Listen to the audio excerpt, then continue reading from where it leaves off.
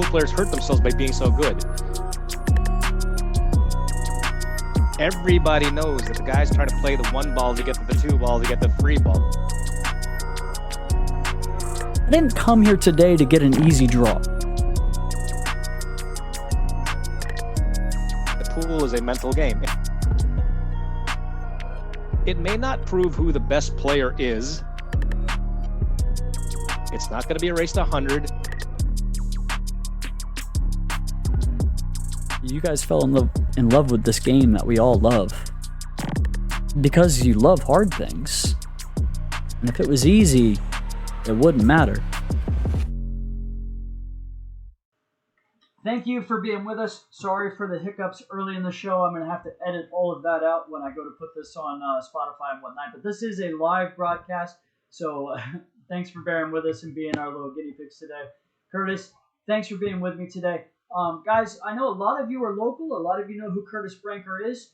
But maybe there's some people around the country listening who do not know who Curtis is. So, Curtis, why don't you take a few moments and go ahead and let us know who you are, where you're from, how you got in the pool, and what you're doing these days that make you relevant in the industry. Okay. Well, hello, everybody. My name is Curtis Branker, and I moved here with my mother in 1985. I was 17 years old, and I started playing pool at a pool hall in Ellicott City, Maryland, when I was 17, and I never looked back. So now that I'm at the ripe old age of 54, I'd like to say I have some years in. I've played in countless tournaments, I've visited countless tournaments, and I've met thousands of pool players over the years. I've listened, I've learned, etc. I've also run a few tournaments in my time, had good and bad experiences with that, and I have an overall healthy interest for the game, promoting the game, elevating the game, and spreading it out to become even bigger. And I think social media has really helped with that. So I thank Jeremy again for inviting me on the podcast because I'm not a professional pool player.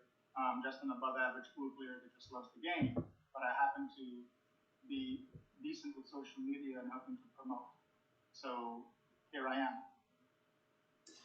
Yeah, and for anybody that doesn't live locally or follow Curtis, he's basically the regional version of Molina Mike. You know, he's always on Facebook making posts about pool, getting conversations going, giving updates on the tournaments that are going on, giving recaps of tournaments that went on, breakdowns by Fargo, and he does a great job. So if you live locally, definitely worth following Curtis Branker on Facebook. You'll get some great information that way. And Curtis, on behalf of all the pool players in the area, I appreciate what you do, man. Keep it up. So you mentioned there that you had run a few tournaments in your time. And I'm sure you saw on my Facebook that there was a discussion this week concerning tournament directors making a little bit of money. And it's such a touchy subject. It seems like every time there's a tournament, half the time it seems like tournament directors are robbing the players. Half the time it seems like tournament directors are doing it for free and working 18-hour days and not getting anything. And there's got to be a happy medium somewhere there, right? Well, there isn't going to be a happy medium because there are a few things I'm going to say tonight. Everyone who knows me knows that I have very strong opinions, whether for right or wrong, and I don't hold back when I have something to say about something I feel passionately about. So some of my opinions and statements tonight may not go over well, but this is how I feel. And I think the reason that some people balk at the idea of tournament directors getting paid is because pool players en masse, as a whole, are always in the what's in it for me, every man for himself, what can I get out of it mentality. And the concept of sharing or doing something for nothing just isn't part of their makeup. So when they hear like someone like you, for example, putting together a tournament at Delmarva, someone's going to pull somebody to the side and say, you know, Jeremy's taking 10% of the Calcutta money. You know, he's taking $5 in greens fees. That's BS. I play this other tournament. They don't take anything out. And that's just ridiculous. I mean, I've posted something before where I've said that, you know, we need to give tournament directors more respect. We all know the bad ones, right? We all know the ones that are controversial, that do shady things here and there. But for the most part, they're like you. You know, you got Danny Bell at Shop Tack, right? You have Sarah Ivins. You got the Queens of the Green of the Green Line. Don Drez and Alicia Hickson. You've got Rick Scarlato Jr. and Lloyd Boyer with On the Hill Productions, and a ton of other people in the area in the DMV that run weekly events, and they do it for nothing. And for people who don't run tournaments, they don't understand how much work it is. Is there a lot of downtime during the tournament day? Yes, but that's basically someone sitting there just waiting for matches to be over to move on to the next one.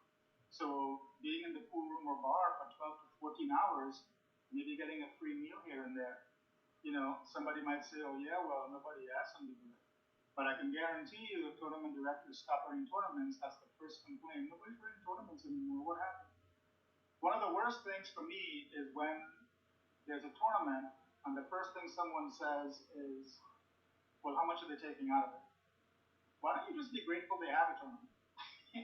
Yeah. And to show up and support the game. So going back to my original point, pool players, for the most part, don't do a very good job of helping each other by thinking of the big picture. It's always one tournament to the next. It's almost like a paycheck to paycheck mentality. How much are the payouts? How much are they keeping? Why are they paying out only this much in the field? How much are they taking out of the Calcutta? And it's blah, blah, blah, blah, blah, blah. And you wonder, do these people have jobs? I mean, is this their source of income? What are they whining about? So I believe that if the tournament director or directors decide they want to take something out of whatever, be it the Calcutta money or the prize fund, as long as they're upfront about it, I don't think anyone should have an issue. Now if people feel that what they're taking is unreasonable and taking out from too much of the pot, they have the option to stay away. But don't be toxic and spread poison and damage the integrity of the tournament along the way. And we've all been there. We've all seen those kinds of tournaments and those kinds of TVs. It takes all kinds. But ultimately, at the end of the day, these people are looking to provide something for us, so we have something to do on the weekend instead of the honeydew list in the house. So. Yeah, I think I tend to agree with most of what you had to say there, and I will highlight some of the work that does go into these tournaments that maybe people don't think about. And I think that's part of it, is they don't think about it. So I will highlight a few things from my own personal experience as a tournament director. And I've run a lot of tournaments now. And I haven't been at it a long time, but I've jammed a whole lot into the last several years. And I will say this too: this conversation is not because of Jeremy Mason. Like, don't worry about. I'm not worried about myself. Look, I get what I get when I do a tournament, and it's enough for me to cover my gas and cover my meals for the day most of the time. And I don't need to make more. I'm fine. I'm not worried about it. I've done the whole thing where I've taken 10% before. There's a time where I took 5% out of a big Calcutta because I thought 10% was too much. And then there's been a lot of tournaments I've ran where I took a small administrative fee and didn't touch the Calcutta at all. And that's kind of what I've leaned towards here recently. But there's a lot of other tournament directors out there all over the place that are doing a great job, and they're somehow like stigmatized and looked down upon because they're making a few bucks. And that is the reason this conversation is happening, because I'm getting tired of it. I can't sit, like, everybody wants a great product for free, and it just isn't sustainable. And so I'm going to highlight a few things. I'm just going to go through this is for a regular weekly Friday night tournament, Curtis. I make a post on Monday morning. I create an event on Monday morning. I scroll through a friends list of 3,000 people and send out specific individual invitations to the 300 or 400 people that it could possibly be for. All right, that takes a while. Throughout the week, I send out text messages and Facebook messages to players who I know tend to come to my event but may have not responded to an invitation at that point because you know what I mean? These are just some of the things, okay? I do everything I can to get off work early on Friday so that I can be at the pool room at 5 o'clock. By the way, it's an hour and 20 minutes from my house. I spend an hour setting up a live stream. I'm there from 5 o'clock until about 2:30 in the morning after I tear my stream down, and then I have another hour and 20-minute ride home. If you're doing the math there, that means I get home about between 3:30 and 4 o'clock in the morning on Saturday. Oh, and by the way, I'm a pool player. So a lot of times I would like to go play a tournament on Saturday or Sunday, and most of the time it doesn't go very well. I play about 75% of my speed because I'm exhausted. And so these are the things that the players, I think, don't think about, the sacrifices that go into it. And again, I'm not saying this because Jeremy Mason. Like, I'm okay. I'm a big boy, all right? But guys like Tariq El-Mala, who have started running tournaments at Pockets every Friday night, and for a while wasn't even playing in them because he just had such a hard time keeping track of everything and running a good tournament and trying to have some level of consistency as a player at the same time. And they're everywhere like that. Like you mentioned a few already. Rick Scarlato Jr. is a good pool player. His partner. I think you may wanna backtrack and edit that and replace good with great, or you come looking for it. So these guys are good pool players, and they you guys out there that just show up to a tournament on Saturday morning and play probably 15 minutes late without sending a text message to the tournament director and then trying to get in. Like you guys that are doing that, you don't realize the sacrifices that these guys make in their own game as players. Lloyd Boyard is a good player. Tariq El-Mala is a good player, and these guys sacrifice in their own game to put on good events for you guys. And then we've got players everywhere complaining about them making a few dollars to cover their expenses for the day. And well, I'd like to interject here. You said that a lot of pool players aren't aware of what TVs have to do to get a tournament off the ground. I would go one step further and say that a large chunk of them don't care. That's probably the bigger underlying issue, I would say. I'm the guy that will show the elephant in the room every time. So a lot of them just don't care. They just want to know how much the payouts are and what the races are, and the handicaps are fair, and that's the end of it. The TV has to suffer the entire weekend and give up time away from their families and stuff. That is of no interest to them. Yeah. That's an unfortunate reality.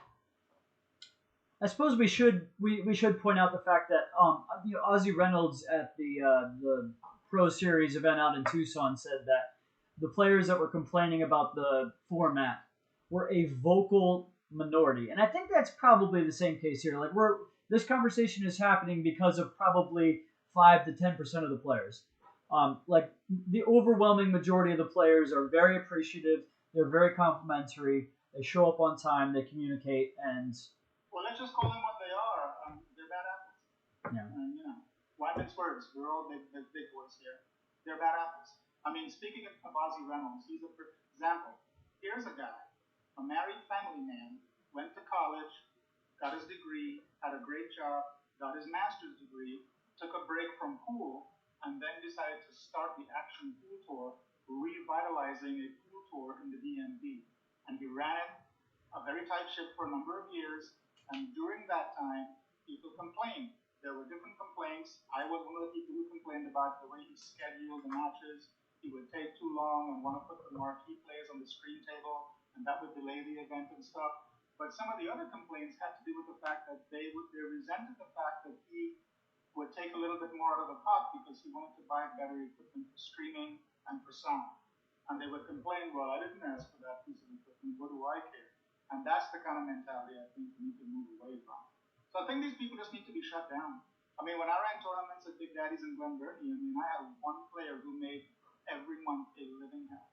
And I won't name him, but if I showed you a roster of the participants, you'd pick his name right away and say, yeah, I can see him being the one.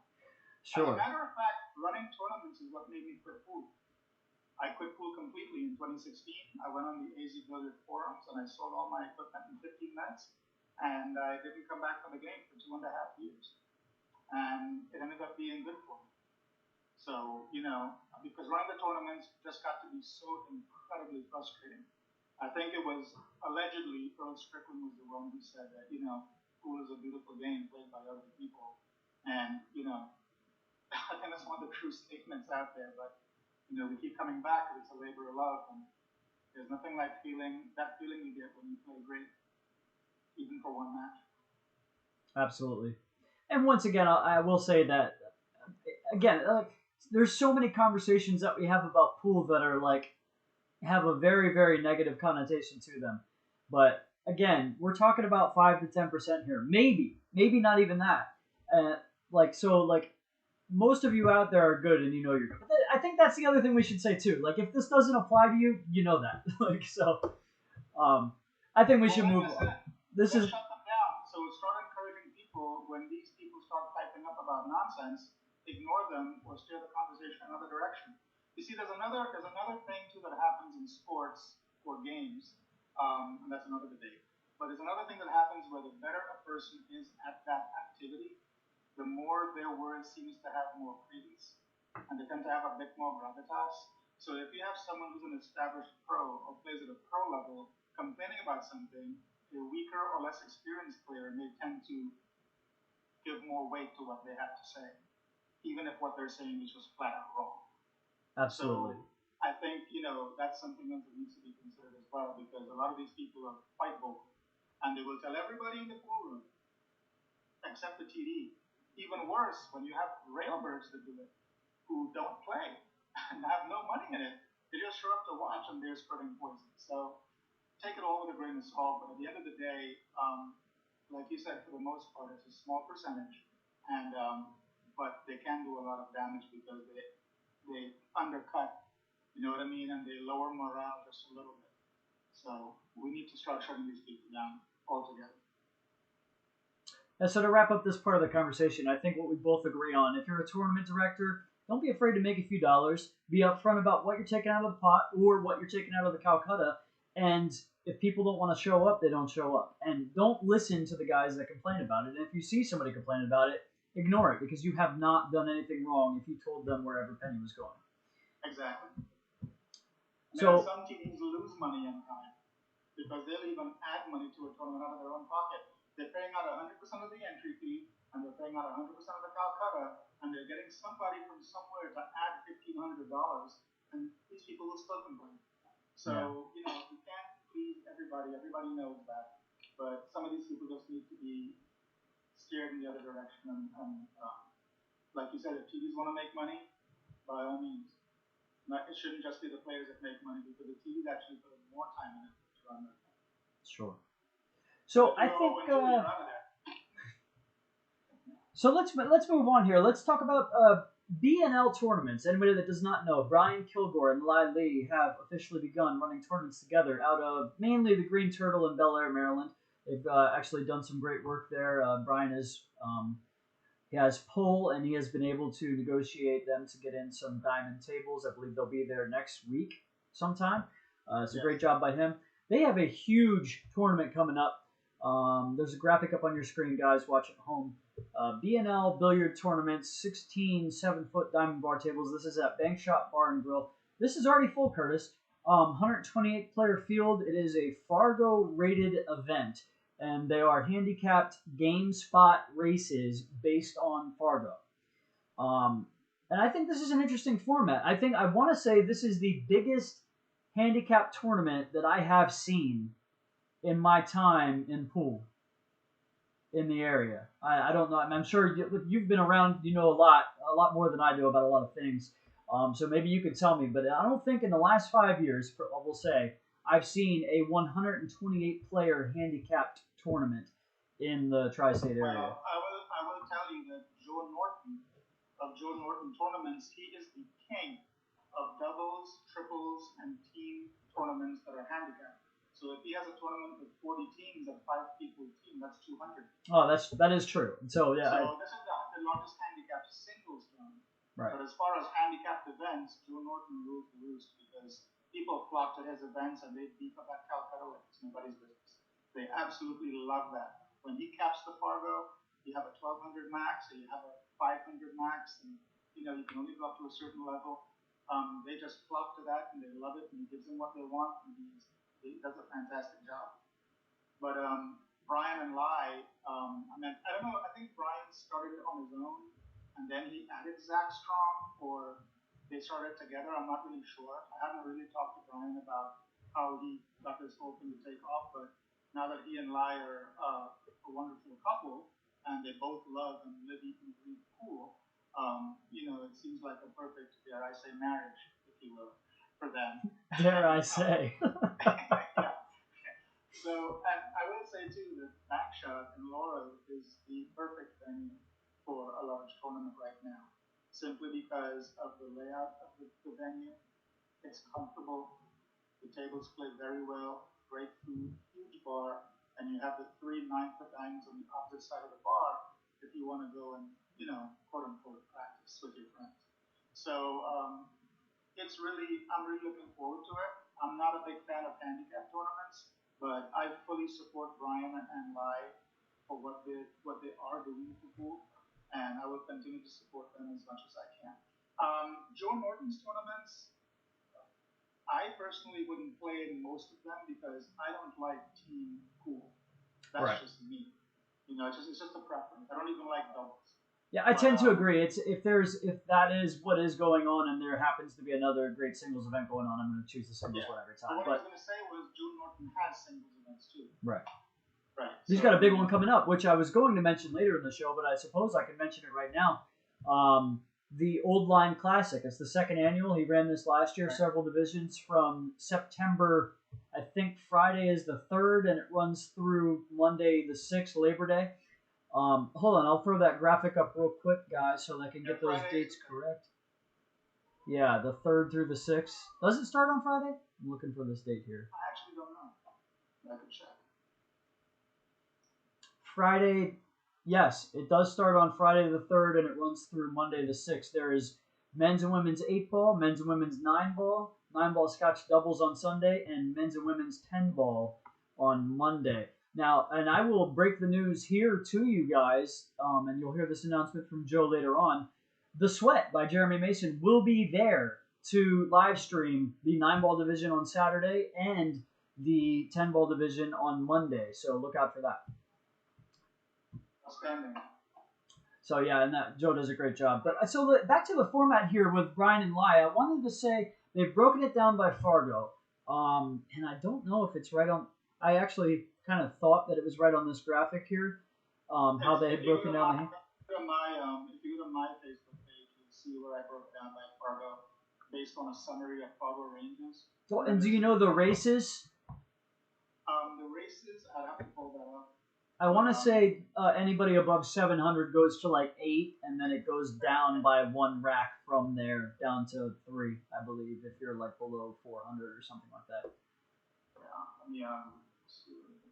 So yeah, 700 and above it's 8 games, 626 to 699 it's 7 games, 551 to 625 it's 6 games, and so on, 543. So the lowest number is 3 games, and the highest number is 8 games. It's really interesting where he put those. It's really interesting where he put those markers at, and I think not just interesting, but I kind of like it because you know on first glance you would think like 300 to 400, 401 to 500, 501 to 600, but I think there's a distinct skill disparity if you break it down by like the 520 to 620 is a very different range from like your 620 to 720. I don't, and maybe it's just in my head, but I don't know exactly why Brian did it that way. But I could ask him, but he's on the line now, but he could probably comment on it, but I think it's probably just arbitrary. I mean, if you feel like you're cutting into half of the 600 by going from 551 to 625, you know, I'm not really sure, but I like the way it's broken down. And I think with his tournaments like this, the people that are rated 625, from 550 to 625, have an advantage. You know, because the stronger players, you have to play great every single match. Yeah. You have to race the 8 games every single match, and that is not easy, especially if you're playing someone who only has to go to 3 games. Sure. So that's not easy at all for the better players. As we've seen, it is possible. We've seen John Moody Jr. at Chop Tank just about every Saturday go to 10 and beat people going to 2 and do it consistently. So, well, he's a regular up there. He lives up there, and he has a well-established reputation. So I think there may be an intimidation factor. I'm sure there is. It's like, absolutely. Oh, geez, I have to play John Moody Jr. Christ, you know. And Chris Jenkins is coming up fast as well. And then you throw in Pompey Pamplona. Now you got action. Cohen Bell playing real strong, finishing high every week. Absolutely. And I said when Danny started that tournament, I said that he had Cohen rated too high. His handicap was higher than what it needed to be fair. And Danny said he did it on purpose, and Cohen just played better. And he's playing out of his mind, which is really cool to see from a young junior. Anybody that doesn't know, Cohen, I think, is 16 years old, and he's just playing really good pool at his home spot especially. So, So, anyways, I think I like the format. I think this may be something that we need to take a look at moving forward. I mean, I'm with you. Handicap is not my favorite, but this is an interesting way to do it, and it's a huge field. You filled it up very fast, and I think it's going to be a great tournament. I'm looking forward to it. And I can't 100% commit to it yet, but I believe there's a good chance that I will be streaming that tournament as well. Well, there's been a lot of hot debates on Facebook about handicap versus non-handicap. But I think the old schoolers like myself and older need to just bite the bullet and accept the fact that it's essential for business and it's essential for the growth of the game, because, not to get into that debate now, but lately in our American culture, there seems to be a whole mentality about the participation trophy mentality and, rewarding mediocrity. So when someone who's a 3 or a 2 gets a trophy, did they really deserve that trophy? Well, if the system's set up that way, what are you going to do? Are you going to ask somebody who's rated 400 and below to play in an open event every week? Some people might argue, yes, that's how I win, and blah, blah, blah, blah. But if you look at some of my previous posts, going to tournaments is expensive.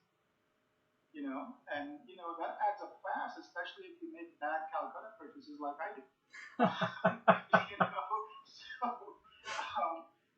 You have to really look at it from a business perspective now. It's no longer the days of the old smoky pool halls. That is no longer a sustainable business model for pool. You have to provide everything for everybody as much as you can. And if this is what brings people in, end of discussion. Because look at how quickly this filled up. Now, did it fill up quickly because people like Brian and Line? I'm sure. Everybody loves Brian and Line. They're great. Do people like Bankshot? Absolutely. It's well entrenched here in Baltimore, or Laurel rather. But this handicap stuff, it's gin. I mean, you can't beat it. Well, but I can guarantee you, if he had an open tournament, he wouldn't have gotten 120. I think I can interject right there that, what was it, last week or 2 weeks ago? Another great promotion company, great tournament directors, everything they do is great. Dynaspheres Cup, open 10-ball event at the same venue. Got, was it 47 players. So there you have it. You could say it's the time of year, but this is the same exact time of year, and they filled it up. So, to be fair, that very weekend you had like 94 other tournaments going on. So people were able to cherry pick where they felt with cash. And you can't really blame them. It's a buyer's market. So. Yeah, and this one they did have to move that event. So, to be fair, as you can see, if you guys want to know all the tournaments that went on that week, you can watch episode 4 of the Sweat Podcast. And there's about a 20-minute local recap section in that one, because there was a lot going on, and there's a lot of big fields too. So, but anyways, shout out to Brian and Lai doing great things. I look forward to that tournament. Are you going to be there at that one, Curtis? Oh, I signed up way before they even posted it. Awesome. So, looking forward to that.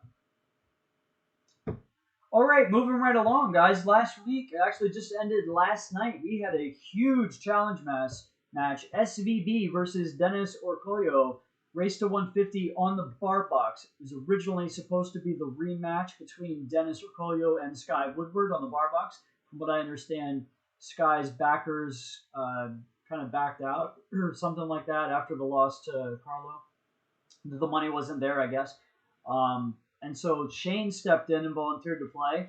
And for those that don't know, that's Carlo Beato. Carlo Beato. First of all, it's sad that we have to put a last name with that. If they're like, pool fans should know who Carlo Beato is. I should only have to say Carlo. If you want to have another podcast talking about pool fans, we can go there. But I had my head handed to me a couple of times for saying some things about that. But anyway, go ahead. Sorry. Yeah, so I think I was done there with the setup anyway. So basically, the game fell through with Sky and Dennis for whatever reasons. Shane basically was like, "Hey, I'll play," and they played, and what did not go well for Dennis. So what are your thoughts, Curtis? It was butchery. It was savage butchery, and it was 150 to 93 at the end. If that isn't a slaughter, I don't know what is. Now, there are many different schools of thought here. Bar table pool is a joke for pros. 9-ball on a bar table is a joke for pros. If he's breaking and running all the time, it's too easy. They shouldn't use a tempo rack. Blah, blah, blah, blah, blah. But running as much as he did as well as he did and mastering the break, to me, is something to be admired. Now, a lot of people think watching a race to 150 is mind-numbingly boring, and they wouldn't be necessarily wrong. But for someone like me, I enjoy the quality of the play, but I'm sure I'm in the minority there. Because you know that there are a lot of pool players out there that love to play pool but hate to watch it. I like doing both. But as far as that actual race itself, between the two of them especially, you could say that it could go either way. And I might get in trouble for saying this, but when you have these exhibition matches with a lot of money in the middle, I don't know and you don't know who's putting up what and who's getting how much of what. So how much did Shane get? How much did Dennis get? Would it be considered an appearance fee? You know, did we really see a competition? You know, if you know you're going to get $10,000 win or lose, are you really going to try your best? You see what I'm saying? So these one-on-one with a ton of money in the middle matches, for me, it's just about the quality of play. At the end of the day, it doesn't really matter who wins to me because you don't really know, or I don't really know what they really have invested in this as players. So I think it's a great point. The only slight rebuttal I would have to that, I know Shane does like to bet his own as much as he can, as much as anybody will bet with him. I don't know the exact numbers of what he had on this, but I will say along those lines, and this point was actually made by, I think, Nate Mindom on the Cue It Up podcast, that shout out to the people at, I guess, Pool Action TV, or it was Omega Billiards. I'm sorry, Michael Wang at Omega Billiards. Just the honesty involved there when Sky didn't want to play an exhibition. Like, they didn't have the money there, but it would have been very easy for these guys still to just have the race between Sky and Carlo, pay them the same money to show up, and nobody is any the wiser on the sideline, railing it, sweating it on the side, and betting their own money that these guys did not have their own money invested on it. So I appreciate them doing the right thing there and saying that the money wasn't there and that they weren't going to play the match. Right.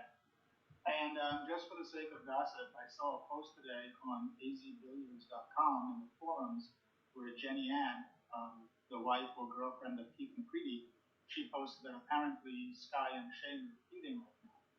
It could just be a little spat between friends or whatever, but I think it has gone to social media and the fans are being divided over this argument right now. So I don't know the details about it or who said what to whom, but that's just a little tidbit for anyone who wants to go digging and seeing what they can find on either players' Facebook pages or Instagram if they use that.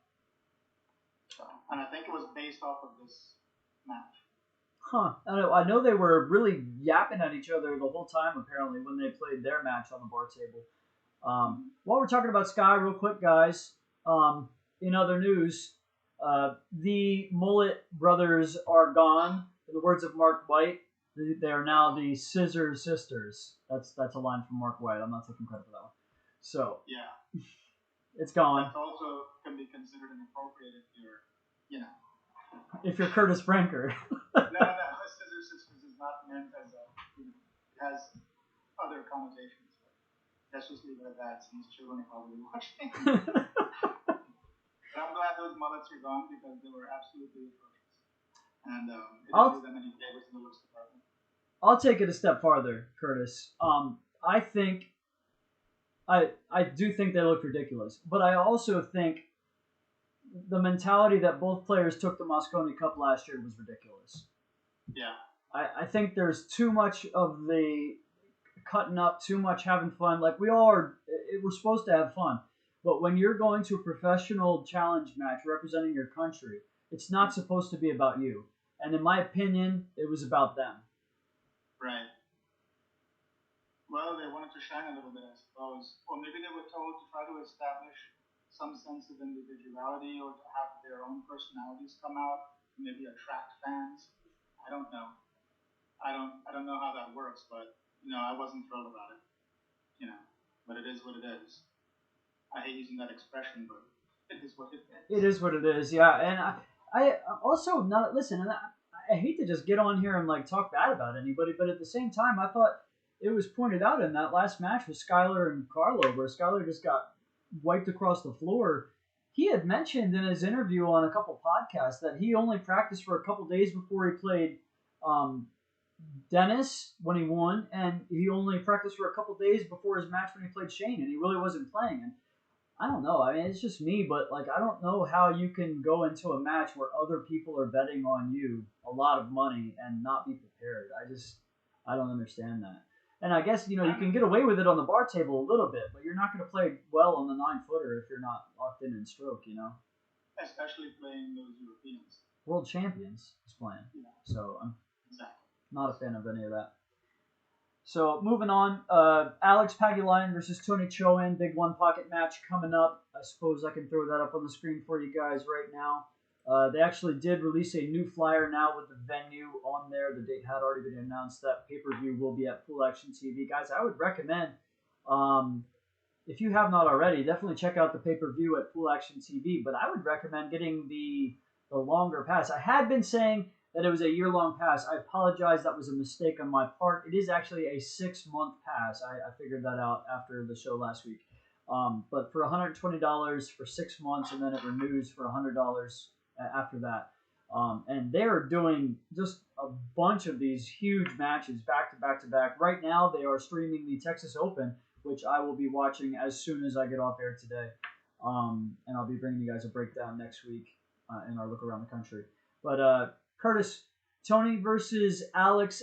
Tony getting 9-8. What are your thoughts? All right. Okay, so here's the deal with that. For those of you who don't know or understand what one pocket is, you have 15 balls in the rack, and the first person to get any 8 balls into their assigned pocket wins the game. So if the spot is 9-8, it means one player has to make 9 balls, and the other player has to make 8. So one player has to spot the ball after he or she makes it. Now, if I were playing somebody who's a beginner and wants to learn the game of one pocket, or they've been playing it for a couple of years and don't know the game very well and they want to play me, and I'm hammering them playing evenly, and they're like, hey man, you should give me a spot. I'll say, okay, how about I give you 9-8? So I have to spot a ball after I make it. That might work on a beginner, but at this level, it's meaningless. Unless one person is giving somebody weight to where people feel like, whoa, that's too much weight to give Tony, or he shouldn't be spotting Alex, then I could see you have a legitimate argument. One ball with these guys, when sometimes they intentionally take fouls just to get a better position on the table strategically, it's meaningless. It's almost like a gimmick. Yeah. And why even bother? I'd just play even and get it over with. 9-8 to me is kind of a joke, but I didn't even see the point. I think for anybody that doesn't understand one pocket, I think at this level, it'd be about the same as me saying to Curtis that I'll play you some 9-ball, but I want the last 2. Right. Like at the level that you and I are playing at, if one of us gets to the 8-ball, there's a 98% chance that we've won a rack. You know what I mean? Like, especially if I'm playing with house cues.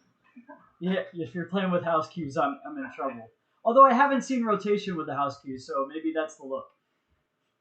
Maybe, yeah. Anyway, I guess I'll tell everybody that story real quick. One time we were at a tournament of bruising cues, Curtis and I, and we'd both been knocked out. He'd actually gone out to his car and taken his case out, and then a table opened up. We were still sweating the action. One of us may have had a player in the Calcutta still or something. Table 3. And we hop on table 3. Curtis grabs a house cue. We play some bar box 8-ball, and I think Curtis ran about 25 racks in a row without missing a ball. It was less than 10. It felt like 25. Yeah. Too bad I couldn't do that yesterday at the Green Turtle, though. Yeah, so going back to one pocket, if anybody on the podcast is interested, there's a great website called onepocket.org that has everything you need to know about the game, or you can just go to YouTube and look up any one pocket matches between professionals, and the key thing here is to listen to the commentary, because that's how you really learn. Because most people are quick to say one pocket is the most boring thing they've ever seen, but when you really get into it, it's like chess. It's like chess, except the difference is, unlike chess, you have to physically execute accuracy. So one pocket is the most beautiful game in pool, in my humble opinion. I'm not at all biased. I've only been playing it for about 15 years, but I absolutely love the game, and I wish it were more popular. Unfortunately, it's not really a spectator sport. I mean, it would never sell on TV. Unless you had a cable channel dedicated to pool 24/7, you can squeeze it in there, but can you imagine the Varner wedge in one pocket? You'd have to have a shot clock. You'd have to have some kind of rule with balls behind the head string. Otherwise, people would just tune it out. but it really is quite a sensational game. It teaches you so many different facets of pool, banking, how to bank, reversing, turning the ball, pocket speed, two-way shots, traps. I mean, it's mind-boggling as to what you can do. Oh, we're just watching Tony Johan play aggressive one with Scott Frost. It's highly entertaining. We're watching Dennis Orcolio's surgical precision. I mean, you can't really beat it, for me. That was the point I was going to make. Is it's a lot more fun to watch now than it probably ever has been. There's a lot of players at the top who are playing a completely different rendition of the game than we're accustomed to seeing, like probably 5-6 years ago. Even that recently, 5-6 years ago, it's completely different now. Like these guys are running out from everywhere. They're taking on crazy shots, not afraid to sell out a rack. It's pretty entertaining. Well, some of the purists would say that's not real one pocket. Because I mean, I come from the school of where you make one play save, one save, stick 'em, two saves, stick 'em, and it just crawls on like that. If you go to cue ball, on Central Avenue close to DC, and you watch some of those guys play on those super duper tight tables, you want to pull your teeth out because you can't even play a ball down the rail inside with any kind of real pace. It just won't go in. And to me, that's not real pool. But I made a post about that, I think, pre-COVID, where Joshua Filler matched up against Tony Chohan and Royce Basin, and Joshua beat him. Nobody ever thought in their wildest dreams Joshua Filler, who has no experience playing one pocket, would beat Tony Chohan. But Josh is such a pure shooter. He basically has forced you to change the way the game is played. And a lot of people had different opinions about that. I got over 100 comments on it. And nothing was really solved per se, but I like the fact that the way the game was played has changed now, like you said. It makes for much better viewership, which in the end is what we're looking for. But going back to the original point, the 9/8 spot is a joke, and we shouldn't even bother. It's not a real spot. No. It's basically a move it's great for Tony Chohan, not because of the spot, but because if he wins, he could probably try to negotiate another even game. But then again, Jeremy, you're looking at Tony Chohan, who's a pure money player, and you're looking at Alex Pagulayan, who's one of the top money players in the world. What moves can either put on the other one? That's going to work. Yeah, that's fair. They can see it coming from. It's like Karpov playing Kasparov a game of chess. What opening is he going to bring? The other one hasn't seen. So yeah, it's nonsense to me. The spot. I feel like the only place the spot really comes into play is if you do end up in a crazy up table game where both players need like two balls. That's the only place it matters. You just have one extra bank shot in the chamber, I guess, if you're Tony. I mean, that's the only scenario. And what is that? Maybe that comes up a couple times in a set. So maybe it can make a slight difference if things go perfectly in that regard. But I don't think it's a big spot at all. I think it's worthless. Yeah. I think it's a gimmick to just get people to watch, honestly. Yeah. So one more thing for the commentators to have to explain for sure. Yes. Absolutely. All right. So we got the U.S. Open coming up real soon, September 13th through the 18th at Haraz Resort in Atlantic City, New Jersey, close to home. Do you plan on going up and watching it all? No. I won't be able to get the time. Although I say that now, but I'm famous for waking up on the morning of and taking a drive. So it's like a 10% chance I will go. But the streams are such great quality now that I may not need to. I mean, it's a 4-hour drive for me. And it looks like a decent turnout, like you were saying before. Barring travel restrictions, 227 people have signed up. There are 116 Americans playing in this, and 8 Filipinos. Bunch of people from Chinese Taipei, Europe, of course, even Caribbean. It's going to be, if they could all make it, it'll be fantastic. Let's hope they can. It's like a decent contingent from the Middle East as well, and I think that may be a testament to the great performance by Omar in the World Pool Championships there. So we've got 7 players from Kuwait and 1 from Lebanon. Are you Lebanese? Pakistan. Sorry? Are you from Lebanon? No, Trinidad. Trinidad, I'm sorry. I confused it. Close enough. Over to somewhere. There's one from Qatar and one from Saudi Arabia. So yeah, quite a healthy portion of Middle Easterners. Only 4 people from the UK, which really surprised me. But That has to be COVID. Delson, Jason Shaw, and Kelly Fisher, so it's not like it's nobody. That has to be COVID. Yeah. I think that's one of the worst spots for the travel right now. Is right there. So. I mean, we have 8 Canadians in there. No Carl Boyce. Um, You said you didn't mention him. He's from UK, right? I don't see him on my list. I'm looking at the players list right now. So. He's not signed up. Gotcha. Yeah, it should be a great event. Anybody that does not know, that is a Matchroom event, which is always outstanding. They're the best pool promotion company in the business. Stream can be found on the DAZN app in the United States, and if you are elsewhere around the world, Sky Sports. So look out for that September 13th through the 18th. I will be tuned in for sure, and I will give a recap following that event. Looking forward to it. What do you think about the 9 on the spot? So we're getting back to. We're getting back to. I actually didn't mention that when we talked about Dennis versus Shane. They were playing 9 on the spot on the bar table. And a race to 150. The biggest package was a 5-pack by Shane on the bar table. Now Shane did run 77 or 79, so just over 50% break and run percentage. But even on the bar table, it made that big of a difference. And you combine it with the 3-point rule. The one in the side is pretty makeable almost every time. Shane only broke the drive 1 time in that set. But there's a lot more randomosity to it once you put the 3-point rule into that. I like the 3-point rule. The concept, not every single stipulation of the rule, but I like the concept because this soft breaking thing has got to go. Sorry, Corey, but we know you brought it to the world and punished Miko with it in the finals of the U.S. Open, but soft breaking is infuriating. So I like the 3-point rule, especially on the bar table. There's no excuse. If you can't get balls to go even past the side pocket on the bar table, you need to learn to break. I'm sorry. We can't be adjusting rules on handicaps that cater to the weakest player in the field. That's just not how it's supposed to go.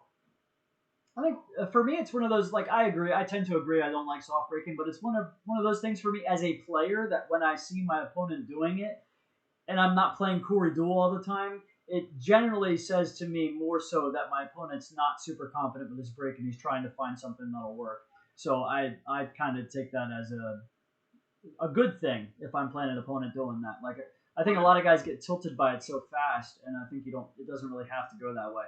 But overall, as a general pool conversation, I would agree with you that it needs to go.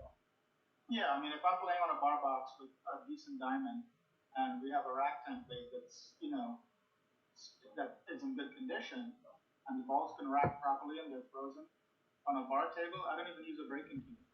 I can use my playing cue and have a decent stroke. So I break with medium speed, and those balls spread like butter, and I get the wing ball every time. So if I can do that, imagine what Shane and Dennis do. Right.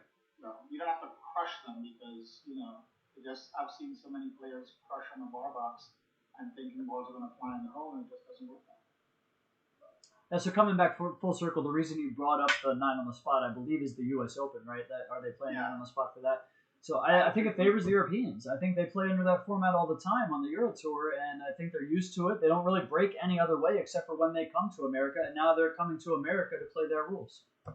Well, whenever you mention the Europeans, and I know this is a generalization and it's stereotypical, but when people mention the European players to me, I immediately get an image of Ivan Drago in Rocky IV training somewhere. So you can't help but think that the coach for Europe would probably be aware of what the format is, and immediately his guys would go into seclusion and work on that incessantly so they're fully prepared, when the time comes for the tournament. That's just a thing that I have with European players. They always seem to present as being more focused and more disciplined, in my opinion. I don't know why that is, but maybe it's just I think that's or a stigma. I don't know. It seems like it's a thing. Like, you think of the Filipino players, and they kind of have that happy-go-lucky, pool is their favorite thing, and they don't really want to do anything else ever except for play pool. And so that gets them there. Whereas the Europeans, it's a job. And the Asian players as well. It's like a job, and not just a job, but you go to school for it, and like those kind of things. And that's a situation where you might be not you, but one might confuse style with intent, because for the Filipinos, it's not just a job; it's a way of life. Exactly. Because if Johan Chua wasn't playing pool, what would he be doing? Exactly. I say that because my girlfriend is Filipino, and I got her to talk to James Aranas for quite a bit. And of course, she has only been in this country for about 15 years. So she educates me on the Philippines all the time because I ask a lot of questions. And the work there is very, very, very, very hard to come by. So if these guys aren't playing pool, and people might say, well, I can't believe they came all the way from the Philippines and they played in a tournament in Kansas and they only got 2,500 for first. When you consider $1 is 50 Filipino pesos, that 2,500 goes a long way back home.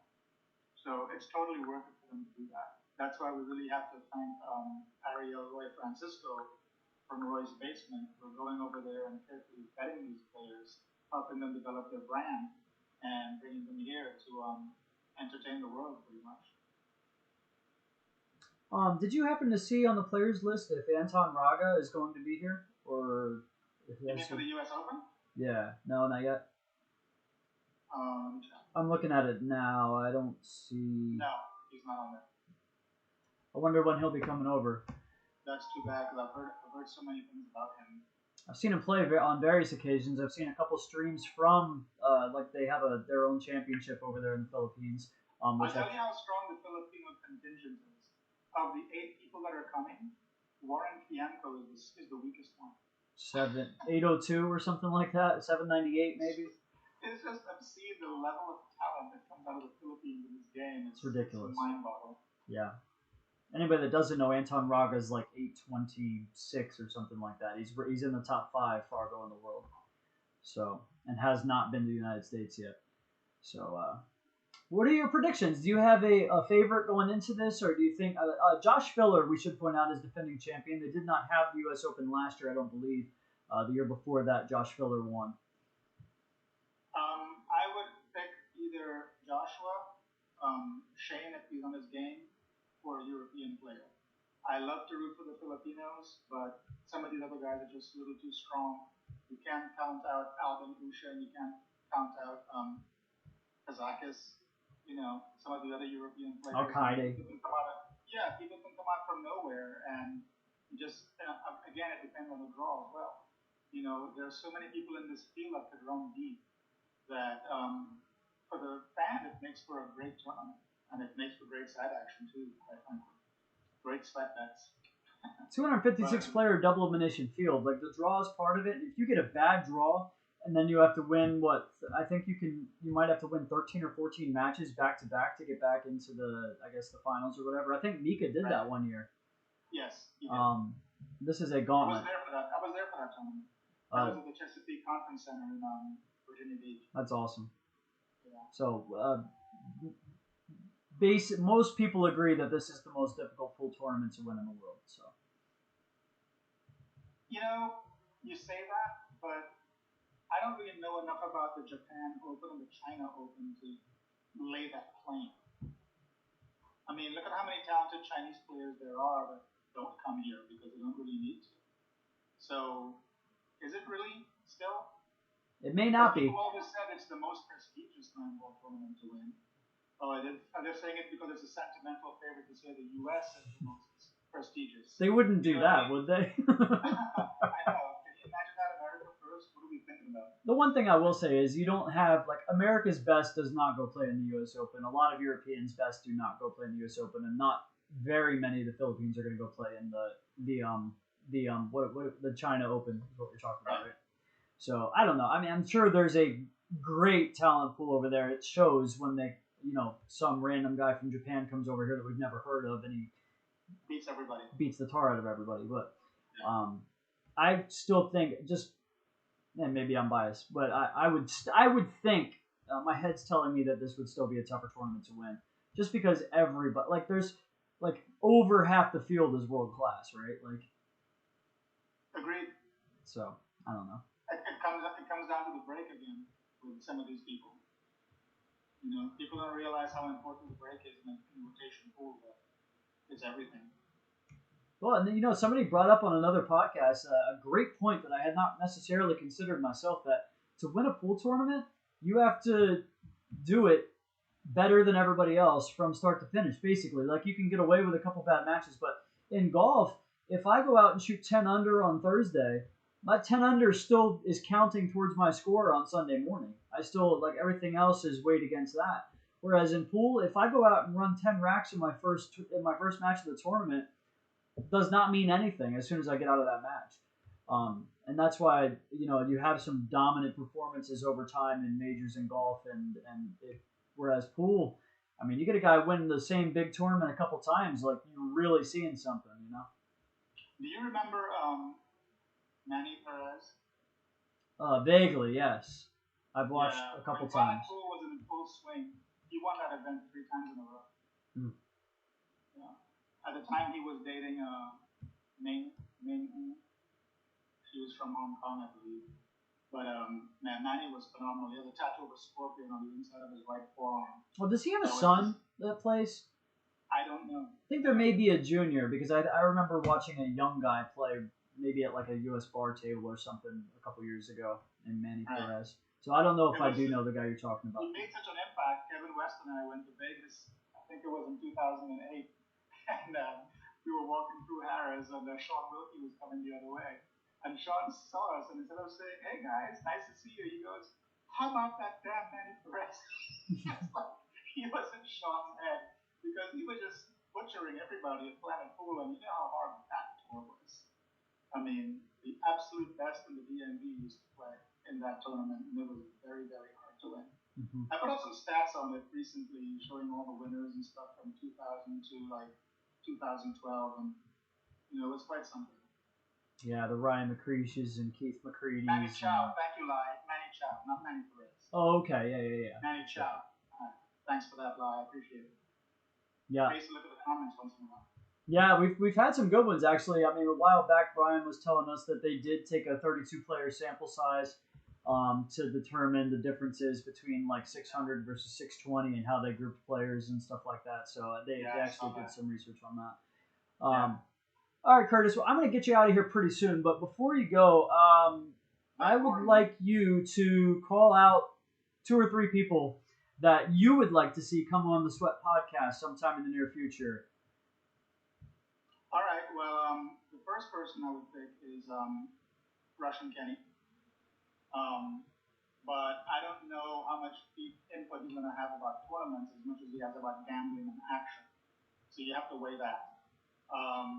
The other person I'd like to see on there is Kevin West. I'm not saying that because he's a friend. I'm saying it because of his knowledge and vast experience, especially playing at a professional level. I really would like to see that. And the third person, I'd like to see you interview a female player. I'm not going to name any names because I don't want anyone coming after me because I didn't mention their name. So I'll leave it up to you to pick who that would be. But it'll be a female player from the area who loves pool to death. Not Lai Lee, sorry Lai. She's already popular. Yeah. But if you could find somebody else, I think that'll be. Also, when we talked about earlier, Brian Reville, he will have a lot to offer as well. So. Yeah, Brian's got a lot of great stories. He had actually mentioned, we actually already talked about Brian coming on the podcast, and he's got possibly some real big news coming up sometime soon. And when that drops, we will definitely have him on to talk. So. Right. And Brian's got great stories as well. So. Well, is there anything else you wanted to say before we finish this up, Curtis? Yeah, just thank you for having me on the podcast. I love what you're doing. It's great quality, except for the lighting in my room, but I want it to be romantic. And I just wanted to say to everybody who's listening that we really need to be appreciative of how much pool there is. So when I started playing pool in the 80s and coming up through the 90s, tournaments were hard to find. They were few and far between. Now you can't blink without, you can't spit and not hit a tournament.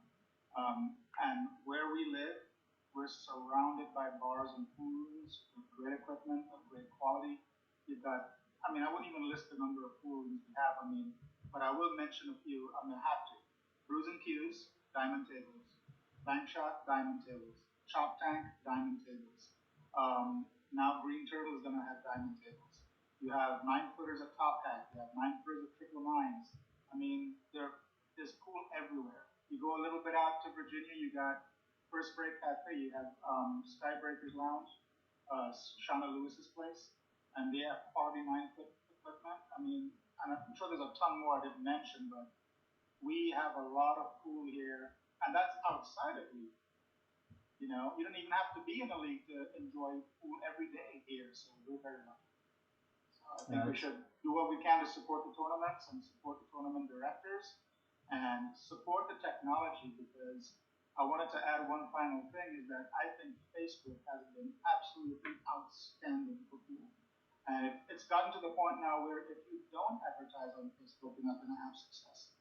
So Facebook has been phenomenal. It's basically free advertising, and we're all able to enjoy so many streamed events that we would not have been able to see or even hear about before.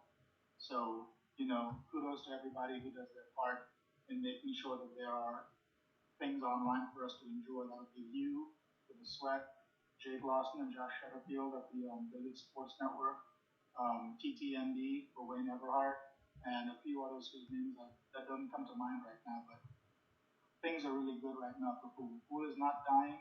It's not dead. It's not going anywhere. As far as I'm concerned, it's getting bigger and even more popular. So that's good news for everybody. Yeah, I think it's definitely an exciting time to be a pool player and a fan of pool. There's a lot to do. There's a lot to watch. I'm going to just segue real quick into my what to watch. Curtis, I'm just going to keep you on here as I do this couple things. I'm not going to do an entire local recap for this week. There's a couple things I want to mention real fast. Let me look at my notes real quick. I know there was only 2 real other than the weekly events that we have every week. There was only 2 events that I know of in the area for Saturday. Shout out to Brian and Lai. They ran a 43-player singles tournament at the Green Turtle in Bel Air, Maryland. As soon as I can find results from that, I'll let you know. It was a Fargo-rated 8-ball event, like I mentioned, 43 players. Champion Robert Parker Jr., runner-up Adam Green, 3rd place Leroy Taylor, 4th place Danny Billett, 5th, 6th Mikey Romeo and Gary Muhammad, 7th, 8th John Pavlovsky and Chris Gibbs. There was also a JNT Scotch Doubles 6-ball limit 160, 29 teams. There was over 10K in the Calcutta, as we mentioned earlier. There's awesome Calcuttas there every time for Joe Norton. 1st place Lewis Wahage and Mike. How good is Lewis Wahage playing right now, Curtis? He's been 1st place in everything. You know, somebody needs to smack him because he doesn't buy himself in the Calcutta. Maybe that's why he's playing good. Maybe he's playing with less pressure than everybody else. Yeah. I have to think Mike Soleil bought their team. When he won the Calcutta, I wouldn't give him anything. No, I'm just joking. He was teamed up with Mike Soleil. I have to think they had themselves, whether Lewis wanted to or not. 2nd place, Hector and RJ Musser. 3rd place, Rob and Bobby McKinney. 4th place, John Mundock and Ryan Jones. 5th, 6th, Brian Kilgore and Thomas Haas. And Gary Muhammad and Joe Wright. So congratulations to all of them. One more really quick note from my tournament Friday night at Delmarva Billiards and Sports Bar. Congratulations to your champion. Well, actually, Pompey Pamplona and Eric Grove split. But huge congratulations to Judy Mirando. She is a 4 handicap, and in our open event Friday night with 32 players, she was in the final 4 on the winner's side and finished tied for 5th. Big wins over 3 very skilled players, including Tim Sample, who is a 9 handicap. So congratulations to Judy. She's played in a lot of open events and just continuing to work on her game and get better. Can't say enough of how proud myself and Eric and Steve and everybody was of Judy Friday night. So keep up the good work there. There was a couple other tournaments a little farther away I wanted to get to today. An pool action tour down in Virginia at the Wolf's Den. Congratulations to BJ Ussery and Shane Wolford, 1st and 2nd. Running through these real fast. What to watch real quick. We talked about the Texas Open. That starts today. I am playing my collie on Sunday. You can watch that on Z-Hob Productions. That is not on the Sweat, guys. I am on the road playing at Z-Hob Productions. the home of Christopher Zook. I believe he will be there doing commentary. It's going to be an awesome show. So check that out. If you don't follow Zhob Productions on Facebook, definitely check him out. He does a great job. There's a Predator Pro Series event coming up September 1st through 4th in Las Vegas. That is the second stop on the Predator Pro Series by CSI. That is the one that is 2 races to 4 with spot shot shootouts if tied. Great action. You guys are not going to want to miss that one. We mentioned the U.S. Open is coming up. Don't miss that. We mentioned Alex versus Tony Choan. So, guys, thank you for being with me today on The Sweat. Curtis, thank you for being with me today. Guys, I appreciate your patience in the beginning of the show when we tried to work out some of the technology here to be live with Curtis. I will do more research on that. I actually did not know that we were going to do this live interview today until about 2 or 3 hours ago. So I really didn't have time to do the homework that I normally do. I was going to be on the podcast until a couple hours before. Yeah. So really, I appreciate you coming in on short notice, Curtis. We had talked about you coming on, but you did not know that we were going to squeeze you in today. So I really, really appreciate your flexibility there. And if you don't have anything else to say, Curtis, I think I'm ready to wrap things up. Yeah, that sounds good to me. Awesome. Thanks for watching the Sweat Podcast, guys, and we'll see you next time.